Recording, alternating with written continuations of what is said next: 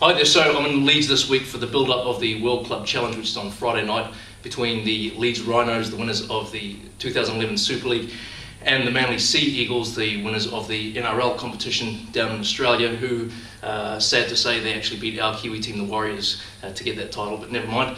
And I've got none other than Andre Rickenbach, who is the club physiotherapist for the Manly Sea Eagles.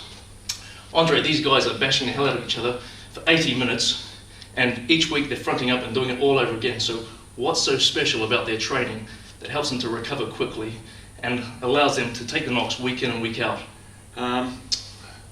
It's quite a big question. What it is, you've got to look at your prehab.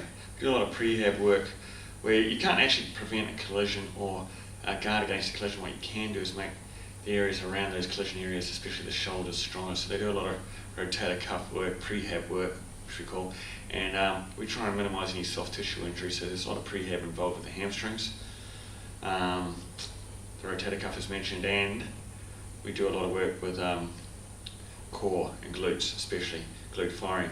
Now, saying that, the biggest thing with these games is your recovery and how you train them during the week, and we monitor a lot of that with GPS and get a lot of feedback on how many Ks and how fast they run those Ks and how intense those Ks are, and we monitor that and we have a set idea of how we're going to train them through the week.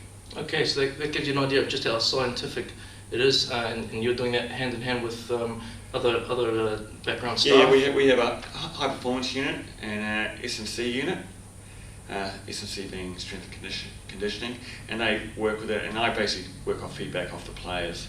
So I'll say if they're like feeling pretty busted or they're thinking, well, like, you need D's up here, and I'll find out from them how many Ks they're doing, and they'll look at the intensities. And so the biggest thing is communication between those three departments, and then we go to the coaches. So we've got to have good communication between the high performance unit, the strength and conditioning, and the medical, and then we go back to the coaches and say, you need to pull back in this session, or you can get away with a bit more in this session. Okay, well, I'm relieved about that answer, because I thought you just might have said it's all down to you. Well, pretty is, mate. I just tell everyone what to do. I just said that for the camera. No, so it's all been communication and partnership. Yeah, well, as I assume it is a pressure role that you have, your job to keep these blokes working week in, week out, and get them better. Now, is there a treatment? Is there the treatment that you give these fellas? Is it different to what you would give to, say, for example, if you were in a physio clinic and you were treating someone that was an amateur sports person who worked for a living? No, it probably isn't. It's the same treatment, except that I get to see them every day and for as much as I want, or as little as I want, but for as much as I want, and I can follow them through. Like I have a rehab guy, he's part of the high performance unit, so I can structure their rehab and watch them and actually do it, whereas with the private clients, you pretty much, it's up to them to go and do it themselves, so they'll come in for 30-minute treatment to 45-minute treatment, and then you send them away with an exercise program, whereas here I can take them right through the exercise program, and I see them every day, and sometimes that might be 6 days a week, and so you're really hands-on and monitoring what they're doing. Okay, yeah. So that's the treatment. The hands-on treatment is the same, but the follow-up and the exercise regime is just really well monitored. They will do it with the private clientele. A lot of it is left up to the individual, and some patients are more motivated than others, and the more motivated patients will be the ones who heal better than the non-motivated ones. Where with our boys, they have no choice. Yeah. Yeah, they've got to do it. It's a business. That's right. Okay. Well, you might have partly answered the next question, but you've been with Manly for quite a few years now, I believe, and they've won the premiership twice in the last 4 years, which is quite a remarkable effort.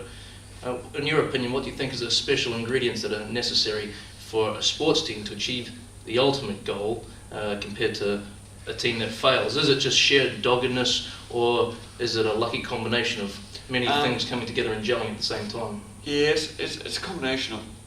It is a lot of hard work goes into it, and we've been lucky. I think we've done 3 grand finals in 5 years and won 2 of them. Won a World Club Challenge, and it's a combination of hard work. It's communication. We have a great core of people, and their players and staff, and that's the gelling. Yeah, everyone's on track. Boys get on really great. It's a team bond that you don't really have to enforce. They work hard. Manly's known for its doggedness and ruthfulness, and that's been instilled. It's just it's a very hated club, but we have this us against them mentality which bonds us, and we just have this dogged ruthlessness where they just grind, or just grind away at you. Saying that, yeah, you have to have some things go for you, and you know, part of that parcel is keeping your best players on the field, and in the past 5 years we've led that out of the 16 teams. So as long as you've got your meat on the field and not on the benches, you've got a long way to achieving that success. And again, with the science now, with the GPS, you can monitor, you know where you've got to be fitness-wise and everything else. I mean, it is a real tough competition, and we've been really successful. Yeah, well, congratulations. You're going to have a challenge on Friday night because we're in the middle of a cold snap here in England. It's brutal. Yeah, your boys from Manly Beach there, I think come 9 o'clock on Friday evening, that might be wanting to take an early warm shower. What do you reckon? Oh, I don't know, mate. Hopefully they say the weather's going to be good. I mean, good is relative. As long as it's not snowing, it's not ice, we'll be okay.